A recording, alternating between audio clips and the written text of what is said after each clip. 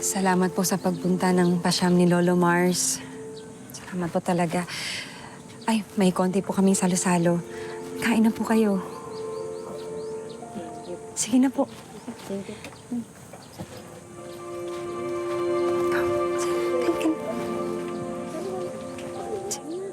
Ay, sige na po.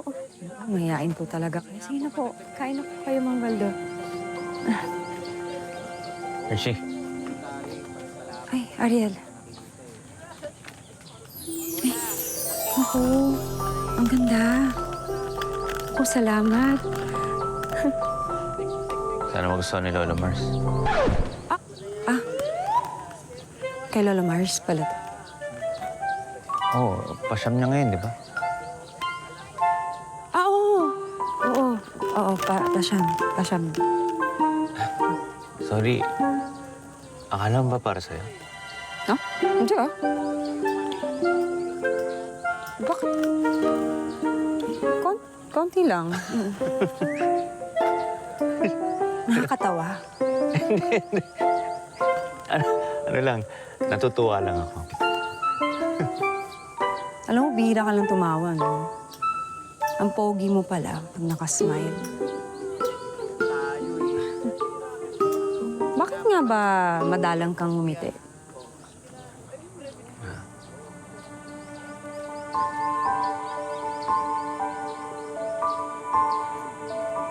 Palagi ko kasing naisip yung nangyari sa kapatid ko eh.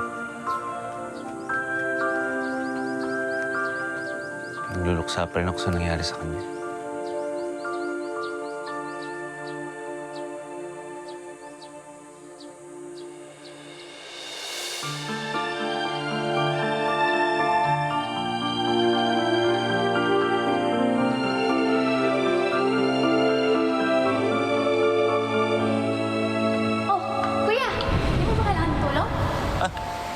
Kaya ko na to. Tsaka isa pa, kasama ko naman si Jobert eh. Aba, baka kasi napapagod ka ni. Sa mangako ka lang sa akin na tatapusin mo yung pag-aaral mo, ha? Para hindi masayang yung paghihirap ko. Oo naman po, kuya. Hayaan mo kapag nakagraduate na ako tapos nakakuha ko ng magandang trabaho, ako naman bahala sa'yo. Hindi mo nakakailangan ng mga isda pa tsaka mag-caretaker dito sa resort. Basta magtapos ka lang at maging nurse. Masaya na ako doon. Parang tumulad sa akin na elementary lang natapos ko. Tulad ng pinamis ko kila nanay at tatay nung nabubuhay pa sila. Ah, kuya, bago ko makalimutan, pinagluto kita, nilagay ko dun sa pahingahan mo. Oh, may baon ka na sa pangingisda. Salamat, ha? Wow, lagi handa, ah. Siyempre, ayoko nagugutom kuya ko eh. O sige po, may gagawin pa ako dun eh. Bye, kuya. Salamat, ha? Emily, pasensya ka na hindi ako nakauwi kagabi, ha? Emily, baka pwede mo na magpakiusapan yung principal niya na pakuhain ka na lang ng exam. Ihahabol ko na lang yung bayad kapag gumaling na ako. Hindi lang talaga ako makapangisda ngayon, eh. Sinubukan ko na talaga, kuya eh. Kaso, hindi nila ako pinayagan. Bukas na daw talaga yung deadline ko. Kuya! Kuya, huwag mo na piliting tumayo. Baka lalo kang mabinat eh. Hindi, kailangan ko magtrabaho, eh. Para may pambayad ka bukas. Hindi mo kaya, kuya. Ang init oh. Mabuti po umuwi ka muna tapos magpahinga ka. Papahinga na lang muna ako dito. Maya-maya rin magiging okay na ako. Kuya. Kuya.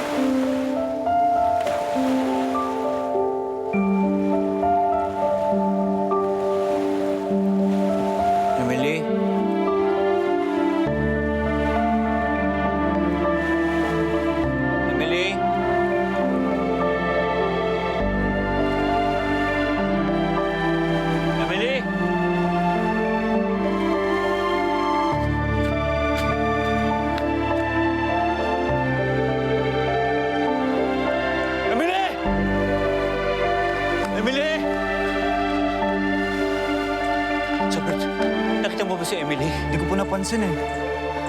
Sige po. Emily!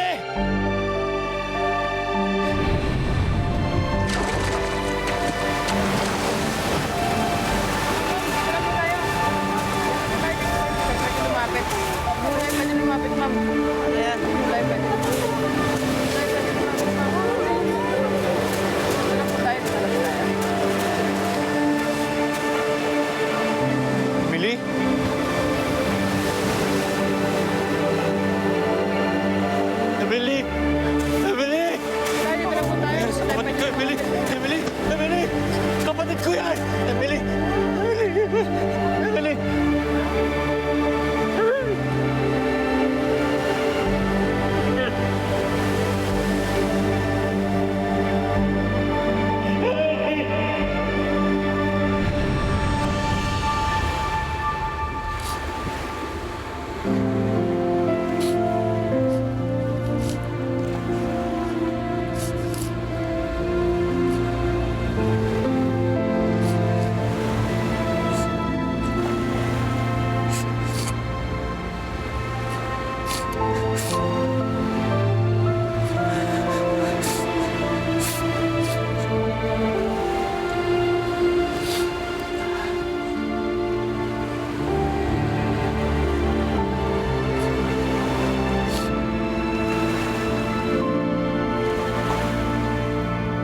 Alam mo, dapat pinit ko na lang mga isda nung araw na yun. Para hindi na napilitan si Emily. Kasi sana nandito pa siya ngayon. Habang buhay kong sisihin ang sarili ko sa nangyari sa kanya.